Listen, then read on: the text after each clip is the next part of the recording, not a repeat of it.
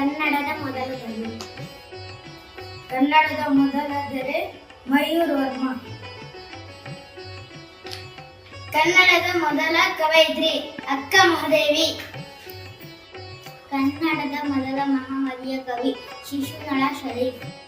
ಕನ್ನಡದ ಮೊದಲ ಕಾವ್ಯ ಆಡಿ ಪುರಾಣ. ಕನ್ನಡದ ಮೊದಲ ಶಾಸನ ಹಲ್ಮಿಡಿ ಶಾಸನ. ಕನ್ನಡದ ಮೊದಲ ಲಕ್ಷಣ ಗ್ರಂಥ ಕವಿರಾಜ ಮಾರ್ಗ. ಕನ್ನಡದ ಮೊದಲ ನಾಟಕ ವಿದ್ರಾವಿಂದ ಗೋವಿಂದ. ಕನ್ನಡದ ಮೊದಲ ಕಥ್ಯಕೃತಿ ಒಡ್ಡರಾಂತರಿ. ಕನ್ನಡದ ಮೊದಲ ಪತ್ರಿಕೆ ಮಂಗಳೂರು ಸಮಾಚಾರ. ಕನ್ನಡದ ಮೊದಲ ಶಬ್ದಕೋಶ ವಿವೇಕ ಚಿಂತಾಮಣಿ.